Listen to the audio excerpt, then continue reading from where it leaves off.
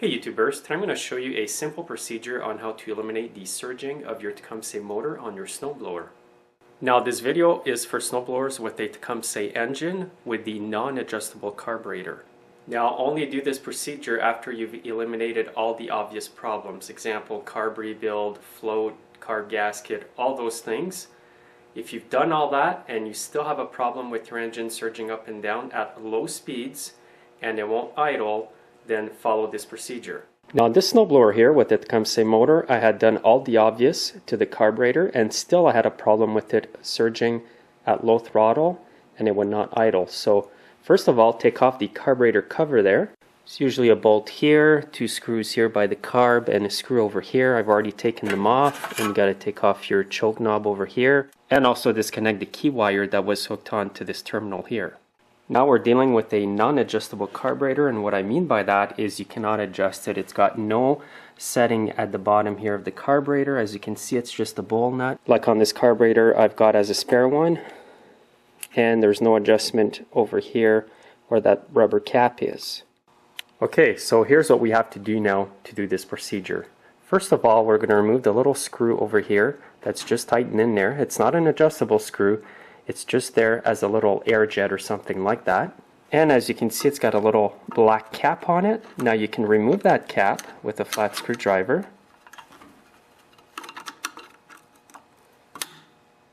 Make sure you don't lose it because we're going to put it back on. Now with your screwdriver, just simply go in and remove it.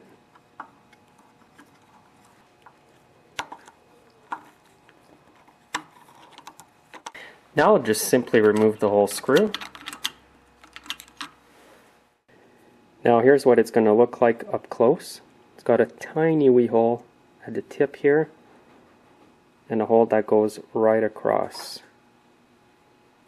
Now what I do is I have a little piece of wood with a wire from a wire brush, which is a really small wire, and I insert it into the tip here of the screw, and the wire is going to go right through. And you can see it in the holes that go across the screw there. You can see the wire.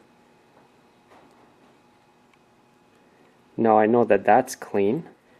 Now what I do is I grab a small fuel line. This one's 332 inside diameter. And I insert it onto the tip of the screw like that. Now don't plug the holes that go across the screw because you want the air to escape in there when you blow at the end of the line here. Now I'm going to blow at the end of the fuel line and you should hear the air escape through the little holes in the screw there.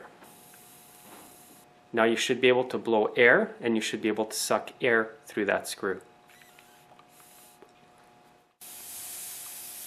And as you can hear there, it's nice and clear.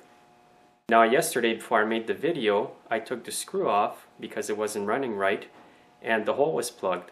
I could not blow air or suck air through that screw. So what I did is I used the small wire from the wire brush, cleaned it, put it back in, and it was fine.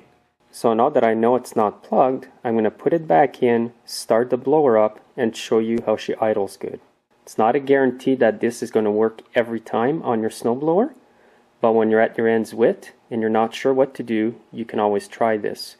Do not expand the little hole in there with a wire that's too big.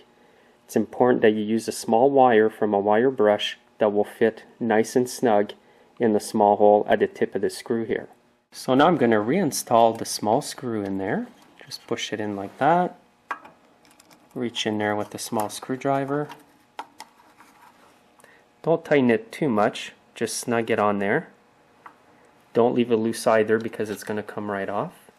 Now to make it easier for yourself, you can always remove the 2/4 inch bolts here to remove this bracket so that it's not in your way. Now I'm going to reinstall the small cap that goes on to the screw and just push it in like that. And that's it.